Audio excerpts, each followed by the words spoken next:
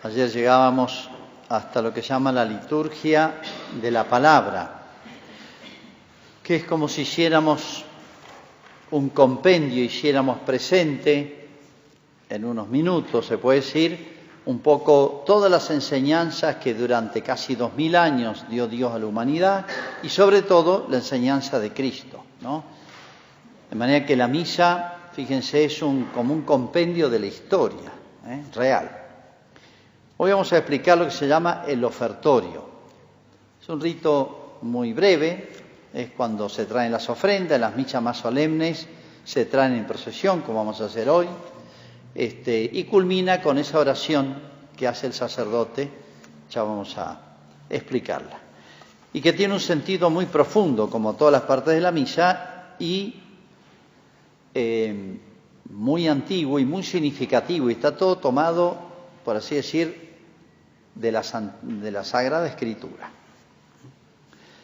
Como le decía anoche, en la antigüedad, durante muchos siglos, que la mayoría de la gente que se bautizaba eran adultos, porque el cristianismo recién estaba expandiéndose. La mayoría del pueblo era pagano, tenían las religiones antiguas, ¿no?, según las zonas. Y el cristianismo de golpe avanzó muchísimo, sobre todo a partir del año 300, en que cesaron las persecuciones. Bueno, entonces la mayoría eran adultos y se preparaban durante 2 años.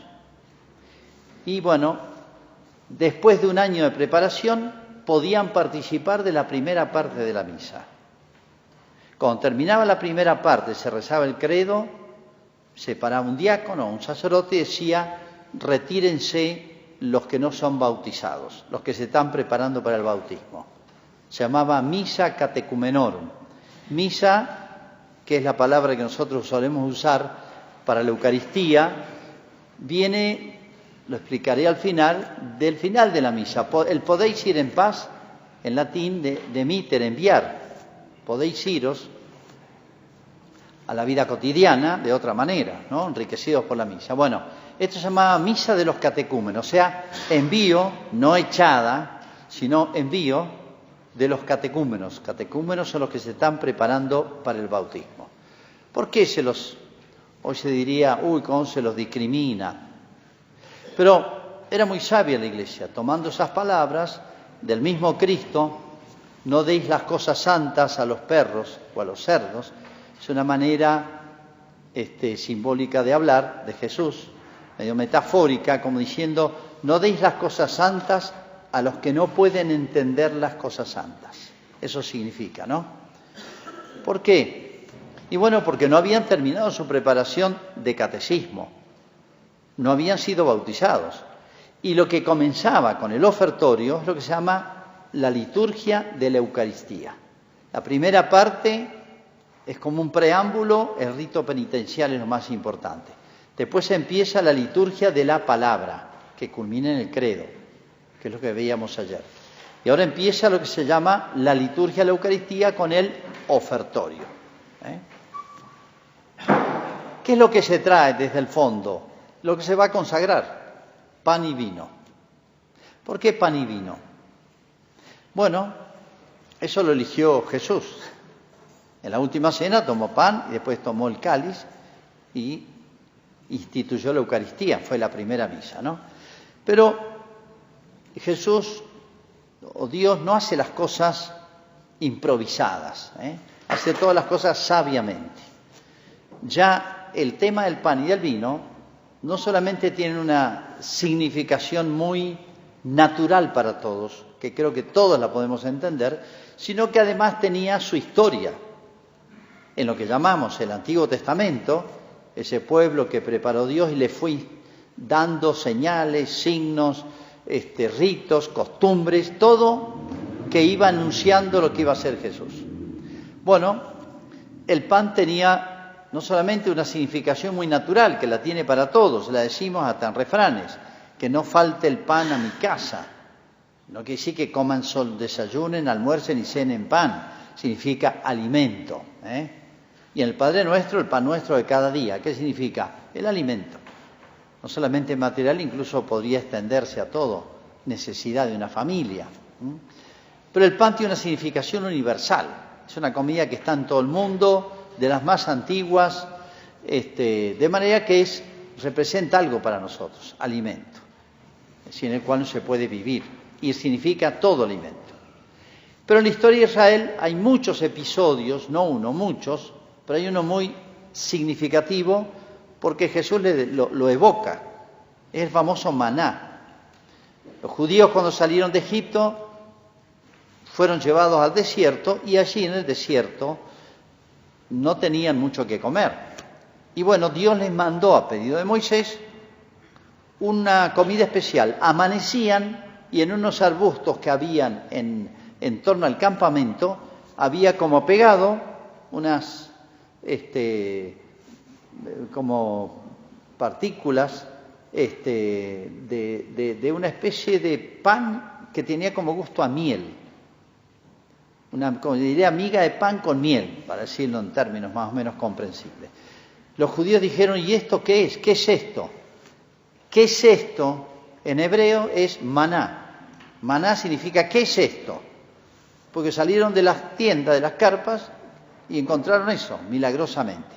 Y durante 40 años que peregrinaron por el desierto, encontraron al amanecer el maná.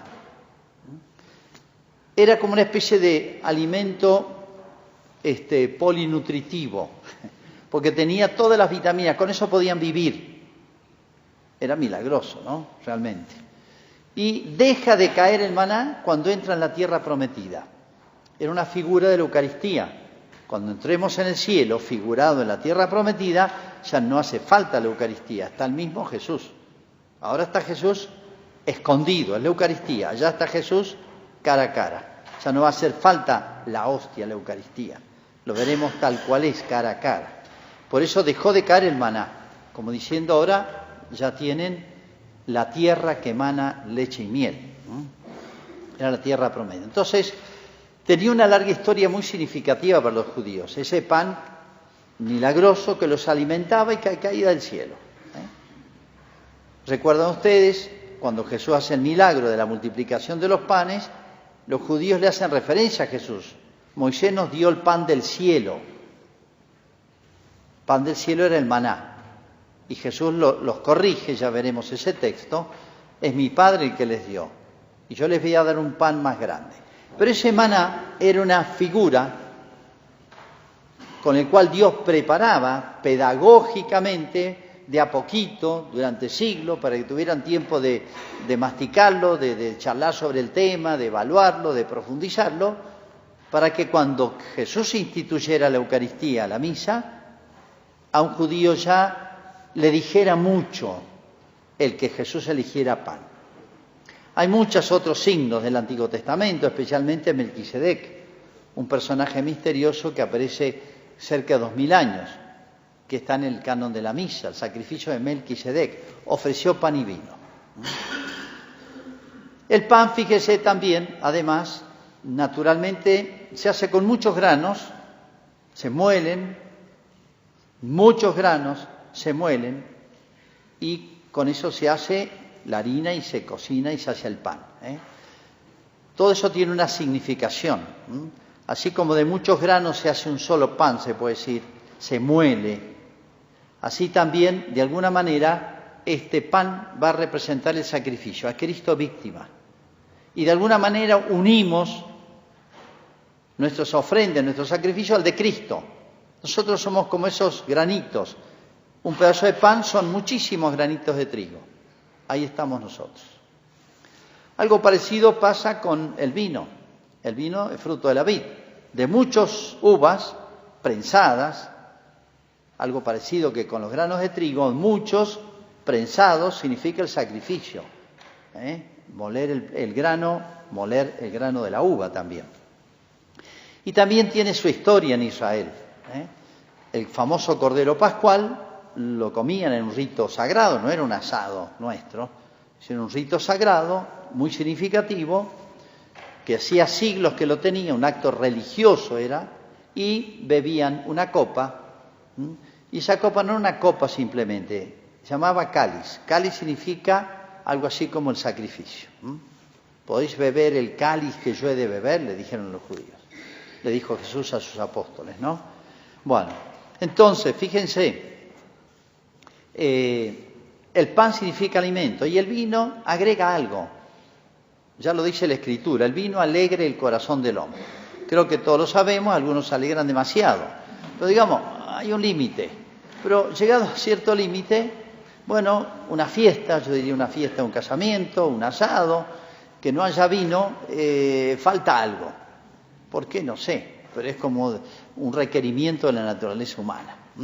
Bueno, en todo banquete, en toda fiesta hay vino, o no, ahora ponen cerveza. Pero bueno, el vino es el más significativo y representa la alegría, representa la fiesta, agrega algo. El pan es solo alimento, el vino agrega algo, no es simplemente una bebida, sino que es una bebida vinculada a un banquete. Por eso, pan y vino juntos, si sabemos leer los signos, que son realmente evocativos de muchos hechos, y para un judío esto le evocaba muchas cosas, representa un banquete, simbólico, figurativo, pero real, un banquete espiritual. Y fíjense, si empezamos a ver todas las enseñanzas de Jesús, no solamente empezó la vida pública de Jesús en una fiesta, el primer acto público, cuando Jesús se hace conocer como el Hijo de Dios hecho hombre, llevaba 30 años, pero se da a conocer en las bodas de Caná, una fiesta de casamiento que duraban 6, 7, 8, 9 días. O sea, fiesta en serio. Ahí se da Jesús a conocer, ¿haciendo qué? Un milagro. El milagro muy conocido, que es el famoso cambio del agua en vino, porque se habían quedado sin vino. No solamente empezó en una fiesta de casamiento, que eran las fiestas más grandes, sino que además muchas parábolas de Jesús, podríamos recorrerlas, pero no hay tiempo, habla Jesús de un banquete. Un rey invitó a un banquete, e incluso, como lo hemos hecho referencia de días anteriores, felices los invitados cuando vamos a comulgar al banquete del Señor, al banquete de las bodas del Cordero. Si alguno, dice Jesús en el Apocalipsis, mira que estoy a la puerta y llamo, si alguno me abre, entraré y cenaremos juntos. Tema que ha sido medio inspiradora de una canción, ¿no? No es textual todo el Apocalipsis, el texto de la canción no toma todo el Apocalipsis, pero esa figura está. Bueno, esta está tomada de los libros sagrados del Apocalipsis, ahí se habla justamente de esto. Bueno, en síntesis, no solamente es pan y vino, sino que tiene su historia, su significación natural e histórica para un judío, y de Jesús, porque si ustedes recuerdan, no solamente hizo el milagro de las bodas de Caná, transformar el agua en vino, sino que también multiplicó 2 veces los panes, y en ambos casos en abundancia. O sea, Jesús refuerza todo ese significado que tenían el pan y el vino. Entonces, cuando la última cena, lo veremos más adelante, Jesús tomó pan y lo consagra, y el vino, para un judío, y nosotros tenemos que profundizar un poquito nuestra fe en la Sagrada Escritura, esto está todo allí. Apenas leemos un poquito, uno dice, todo lo que me dice esto, todo lo que representa. La misa es un hecho espiritual, y cuando digo espiritual no estoy diciendo algo no real, sino más real que las cosas que vemos, pero nuestros ojos no pueden percibirlas. Percibimos las cosas sensibles, perceptibles, captables por los sentidos nomás. Por eso se usan tantos signos, pero que tienen su historia, y su historia importante. Bueno, fíjense otro detalle. En las misas más importantes siempre se hace una entrada. Se trae el pan y el vino en una procesión. Si ustedes recuerdan, el templo representa el mundo. El sacerdote cuando entra Cristo. Es cuando Cristo se encarna y comparte nuestra vida. Es Cristo sacerdote. Pero Cristo es a la vez sacerdote y víctima. Sacerdote es el que ofrece, el que une a los hombres con Dios y a Dios con los hombres. Y la víctima es lo que se ofrece. Los antiguos sacerdotes de Israel degollaban y mataban cordero como un símbolo de Cristo. Bueno, de nuevo una procesión de entrada.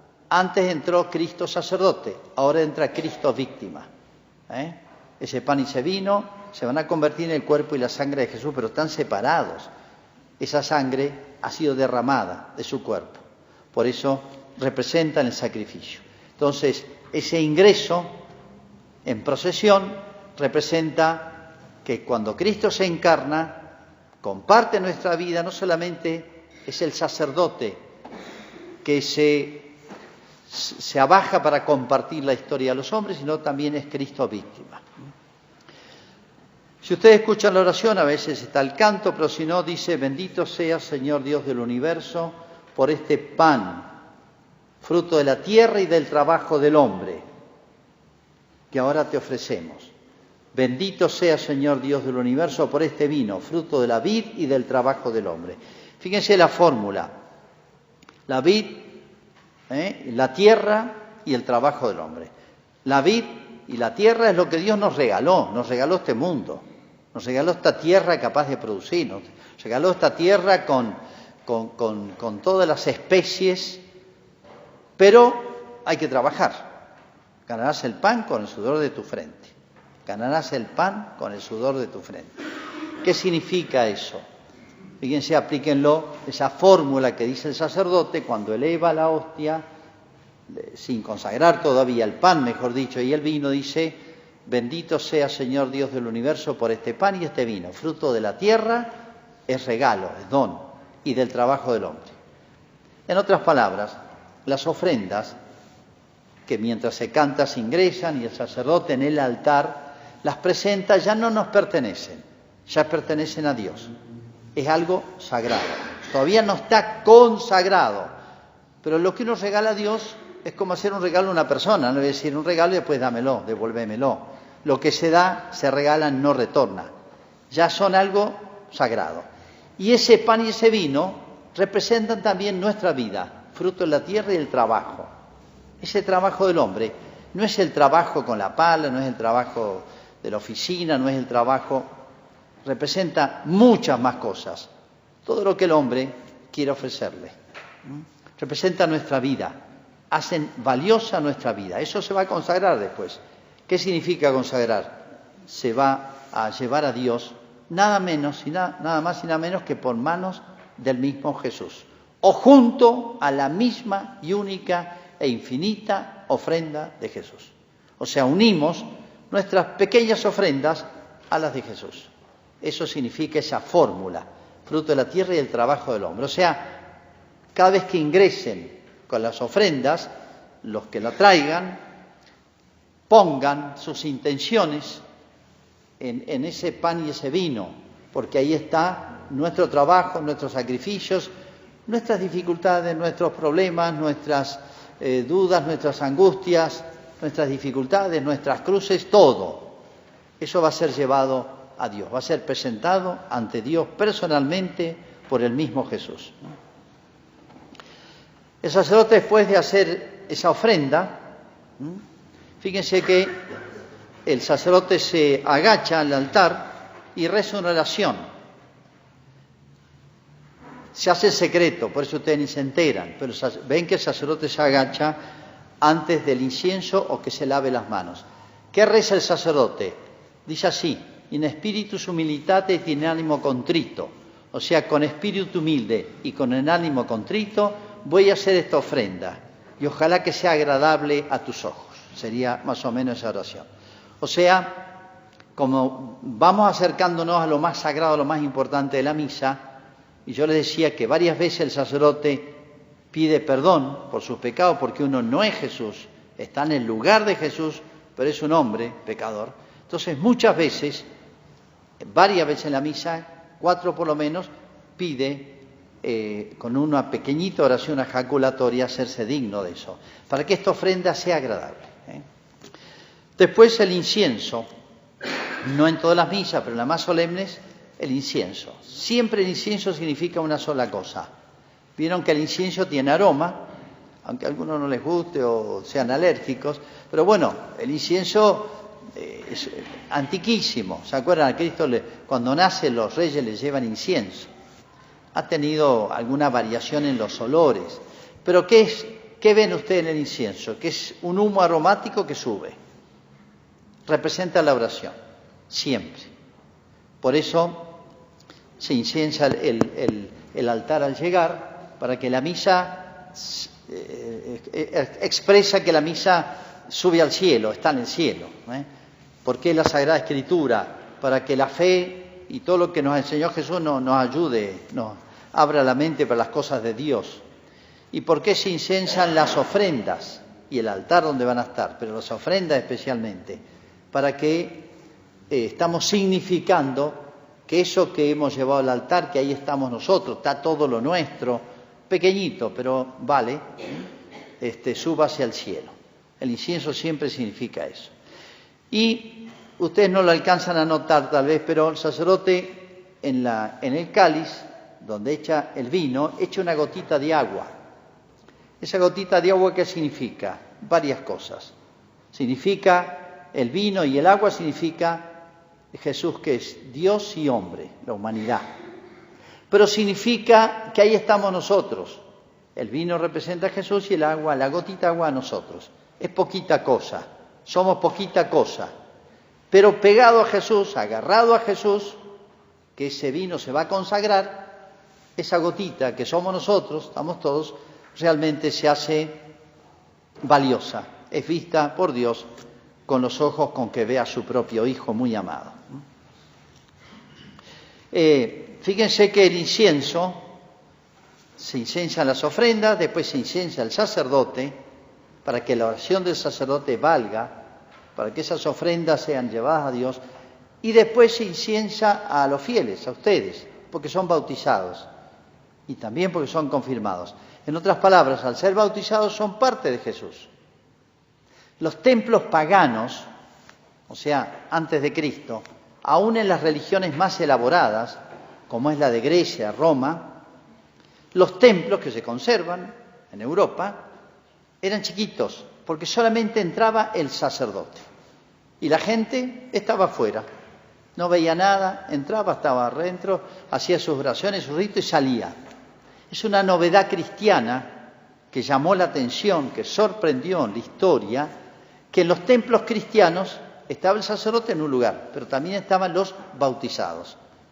¿Por qué? Porque en el cristianismo el hombre adquiere una dignidad, una nobleza especial por el bautismo y la confirmación, porque nos hacemos hijos de Dios.